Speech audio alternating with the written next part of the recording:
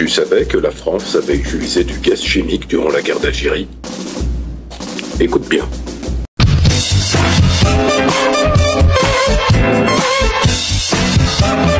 Vous savez, les officiers du renseignement français aimaient aller couper du bois, c'est-à-dire en fait mettre une balle dans la nuque à tous ces malheureux. Et ceux qui restaient dans les refuges souterrains étaient condamnés à une mort terrible. Beaucoup de combattants algériens ont préféré se battre jusqu'à la mort plutôt que de risquer la torture et l'exécution sommaire qui suivaient souvent et même quasiment tout le temps. Par ailleurs, dans certaines régions, ces cavités souterraines qui servaient aussi d'abri pour les populations, parce que je rappelle que quand les Français venaient dans des villages algériens, ils massacraient tout le monde juste parce qu'ils avaient trouvé un morceau d'uniforme. L'armée française n'est pas un exemple d'humanité. C'est dans ce cadre-là que se sont produits des crimes de guerre, comme celui par exemple qu'il faut rappeler de Gare Ouéchetou, le 22 et 23 mars 1959.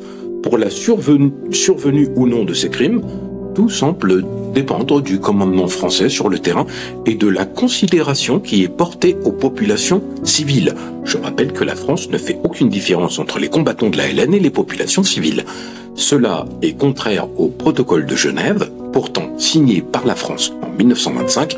Cette utilisation des gaz toxiques donne donc l'avantage à l'armée française en cas d'assaut, et on peut estimer, d'un point de vue historique, à peu près 10 000 victimes, c'est-à-dire 10 000 combattants algériens qui ont été tués par les armes chimiques.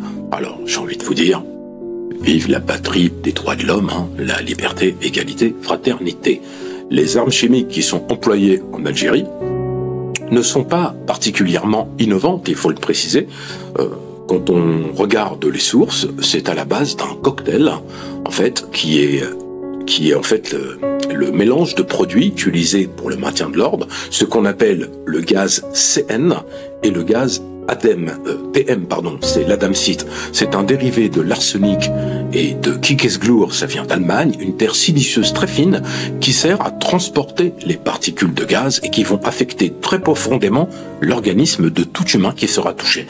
La combinaison de ces éléments, qui sont fortement dosés, vont aboutir à la création d'un gaz, le CN2D, lequel va se révéler mortel en milieu clos, et il est même recommandé de ne pas l'utiliser en milieu clos. Il provoque une asphyxie ainsi que des œdèmes pulmonaires, et certaines archives laissent aussi apparaître la possible utilisation d'autres gaz toxiques. Mais bon, sur ce détail-là, on n'a pas nécessairement toutes les sources, parce que dans l'état actuel des sources qui sont accessibles en France et en Algérie, il est difficile de confirmer les soupçons et l'utilisation de tel ou tel gaz. Mais une chose est certaine, les gaz ont été utilisés. Puis je rappelle que je suis historien, et il est clair qu'en consultant les archives disponibles, puisque quand on est historien et qu'on en a la capacité, on constate et on découvre à peu près 450 opérations sur toute l'Algérie à partir de l'exploitation des archives françaises qui sont ouvertes. Mais en vérité, il y en a beaucoup plus.